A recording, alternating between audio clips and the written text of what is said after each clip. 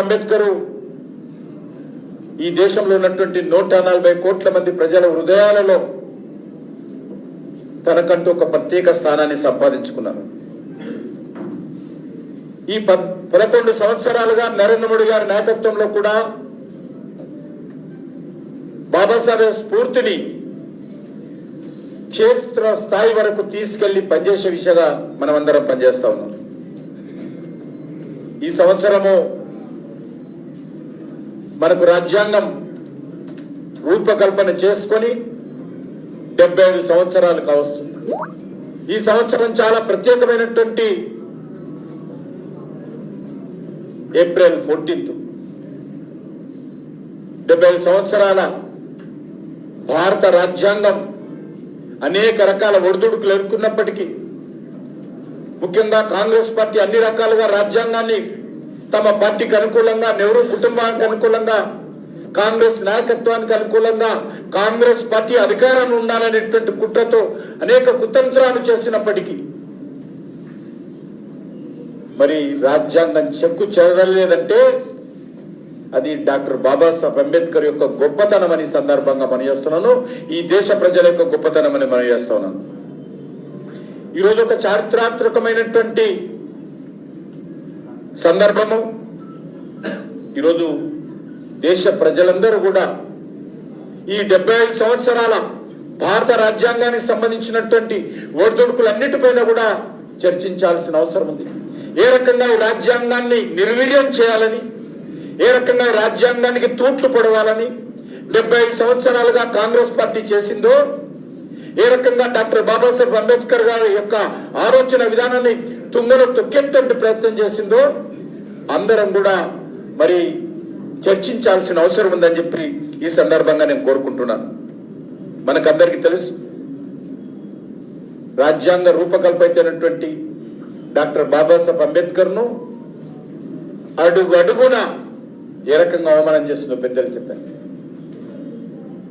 కాంగ్రెస్ పార్టీకి రిజర్వేషన్స్ ఇచ్చేటువంటి ఆలోచన నచ్చలేదు నెహ్రూ గారికి.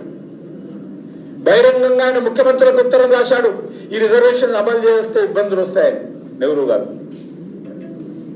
ఆ కోపంతో డాక్టర్ బాబాసాహెబ్ అంబేద్కర్ రాజ్యాంగ నిర్మాతగా ఈరోజు ఆయన ఆ రోజు నేతృత్వం వహించి రిజర్వేషన్ పెట్టినందుకు నెహ్రూ గారు కోపం వచ్చి ఆయనను అడుగడుగున అడ్డుకునేటువంటి ప్రయత్నం చేశారు.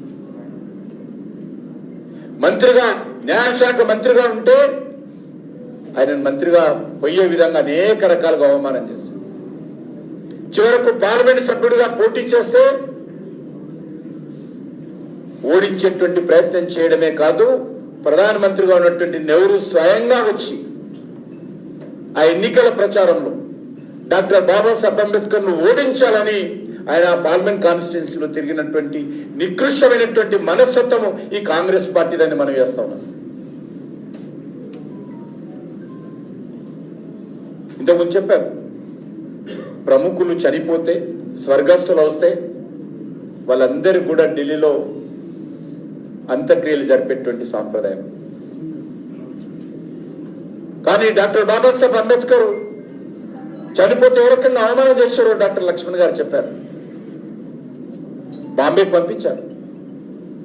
ఆ ఫ్లైట్ ఛార్జీలు కూడా దాని బిల్లు బాబాసాహెబ్ అంబేద్కర్ యొక్క సతీమణికి పంపించింది. ఇంత దుర్మార్గమైనటువంటి పార్టీ కాంగ్రెస్ పార్టీ అని మనం వేస్తున్నాం.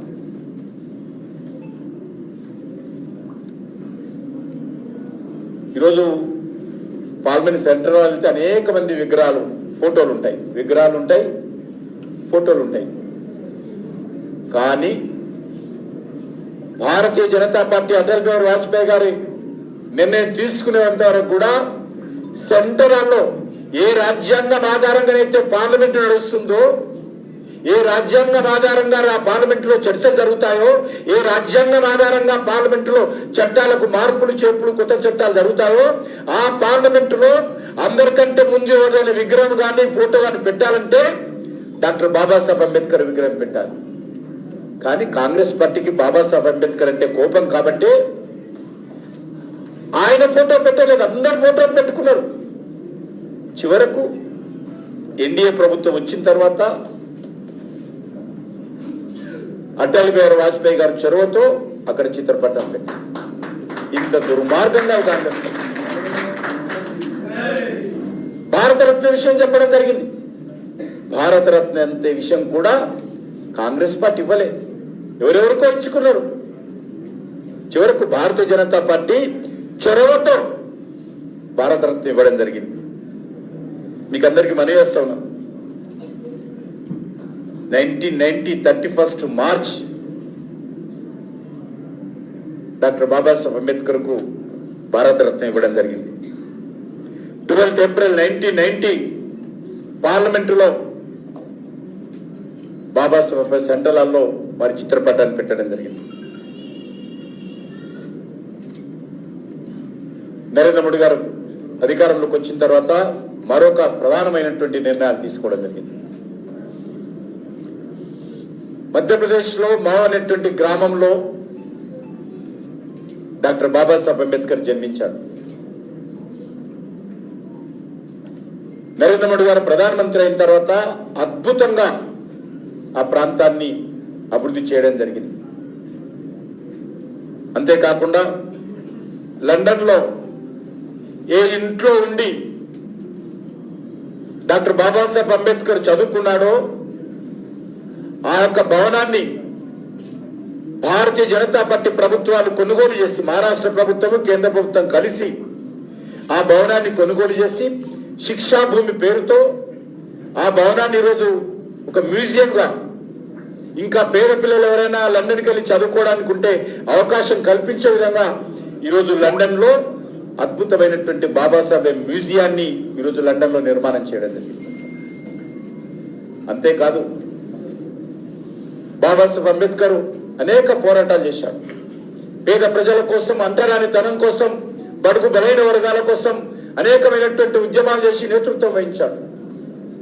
ఆ రోజు చాలా మంది డాక్టర్ బాబాసాహెబ్ అంబేద్కర్కి వెళ్ళి నువ్వు మతం మార్చుకో, కొంతమంది ఇంకో మతానికి రావాలి, కొంతమంది ఇంకో మతానికి రావాలంటే డాక్టర్ బాబాసాహెబ్ అంబేద్కర్ ఏ రోజు కూడా ఆయన మరి వేరే మతాలకు వెళ్లకుండా హిందూ మతానికి సంబంధించినటువంటి ఈ దేశంలో పుట్టినటువంటి బౌద్ధ మతాన్ని స్వీకరించాడు తప్ప వేరే మతానికి వెళ్ళడానికి నిరాకరించాడు.